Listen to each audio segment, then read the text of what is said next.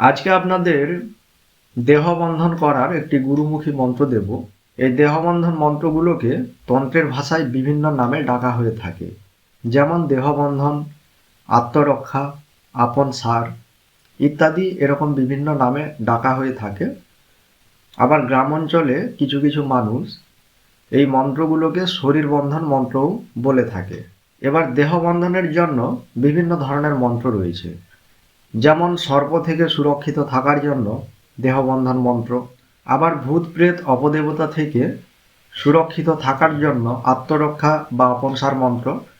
এই ধরনের বিভিন্ন কাজের জন্য বিভিন্ন রকমের দেহবন্ধন মন্ত্র রয়েছে।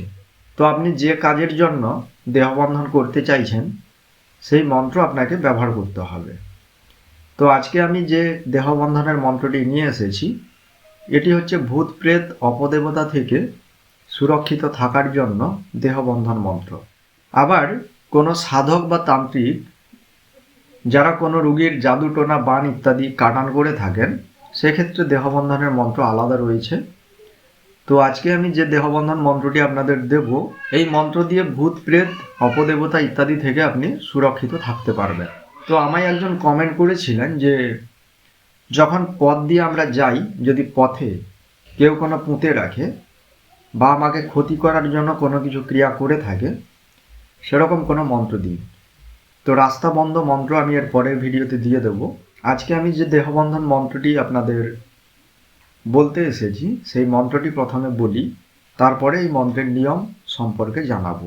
হাট বলতে হাট বন্ধন, বাট বলতে বাট বন্ধন, ঘাট বলতে ঘাট বন্ধন, ভূত চালতে ভূত বন্ধন, প্রেত চালতে প্রেত বন্ধন, বন্ধন কালীঘাটের কালী করিয়া মনস্থির, সপ্তঘাটে বন্ধিলাম সাত সমুদ্র পীর, ৩৩ কোটি দেবতা বন্ধন, সর্বঘটে গয় গঙ্গা, দেবতা দানব বন্ধন, বন্ধন ডান যোগিনী সাপ ক্ষোভ, লাগ বন্ধন আমার অঙ্গে, আজ দুপুর কাল রাত্রির 7 দিন 7 রাত থাক, এই বন্ধন আমার অঙ্গে শীঘ্র শীঘ্র লাগ, কারাগ্যে নরসিংহ গুরুর দোহাই, হারিজ্ঝি চণ্ডী বড় মাই।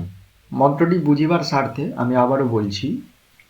হাট বলতে হাট বন্ধন, বাট বলতে বাট বন্ধন, ঘাট বলতে ঘাট বন্ধন, ভূত চালতে ভূত বন্ধন, প্রেত চালতে প্রেত বন্ধন, বন্ধন কালীঘাটের কালী করিয়া মনস্থির, সপ্তঘাটে বন্ধিলাম সাত সমুদ্র পীর, ৩৩ কোটি দেবতা বন্ধন, সর্বঘটে গয় গঙ্গা দেবতা দানব বন্ধন, বন্ধন ডান যোগিনী সাপ ক্ষোভ, লাগ বন্ধন আমার অঙ্গে, আজ দুপুর কাল রাত্রির 7 দিন 7 রাত থাক, এই বন্ধন আমার অঙ্গে শীঘ্র শীঘ্র লাগ, কারাগ্যে নরসিংহ গুরুর দোহাই, হারিজ্ঝি চণ্ডী বড় মাই।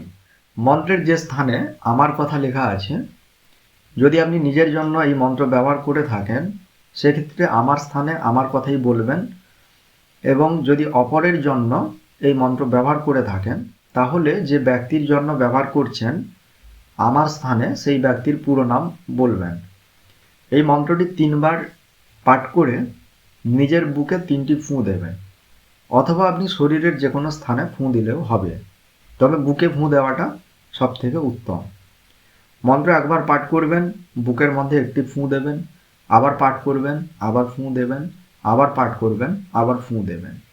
তো অপরের ক্ষেত্রে করলেও একই ব্যাপার, আপনি মন্ত্র পাঠ করবেন এবং আমার স্থানে সেই ব্যক্তির নাম বলবেন, একবার মন্ত্র বলে তার বুকে একটি ফুঁ দেবেন, অথবা শরীরে যে কোনো স্থানে ফুঁ দিতে পারেন, আবার বলবেন, আবার ফুঁ দেবেন, আবার বলবেন, আবার ফুঁ দেবেন। এই দেহবন্ধন মন্ত্র ব্যবহার করলে 7 রাত 7 দিন দেহবন্ধন থাকবে। মন্ত্রের মধ্যে উল্লেখ রয়েছে, আপনারা মন্ত্রটি পাঠ করলেই বুঝতে পারবেন। এবার এই যে মন্ত্র দিয়ে আপনি দেহবন্ধন করবেন, যদি কোনো পুকুরে, জলাশয়ে, নদীতে এরকম কোনো স্থানে আপনি ডুব দিয়ে স্নান করে থাকেন তাহলে কিন্তু এই দেহবন্ধন কেটে যাবে, আপনাকে পুনরায় আবার দেহবন্ধন করতে হবে। যদি আপনি পুকুরে, জলাশয়ে বা নদীতে ডুব দিয়ে স্নান না করে থাকেন তাহলে এই মন্ত্র দিয়ে আপনি একবার দেহবন্ধন করলে 7 রাত 7 দিন দেহবন্ধন থাকবে, অর্থাৎ আপনাকে 7 রাত 7 দিন আর দেহবন্ধন করতে হবে না। 7 রাত 7 দিন পেরিয়ে গেলে এই মন্ত্র দিয়ে আপনাকে আবার দেহবন্ধন করতে হবে। তো এরপরে আমি কোনো ভিডিওতে দিয়ে দেব পুরো 1 বছরের জন্য কিভাবে আপনারা দেহবন্ধন করতে পারবেন তার মন্ত্র রয়েছে, সেই মন্ত্র আমি ভিডিওতে উপস্থাপন করব। তো আশা করি ভিডিও সম্পূর্ণ অংশ বুঝতে পেরেছেন। সবাই ভালো থাকবেন। ধন্যবাদ।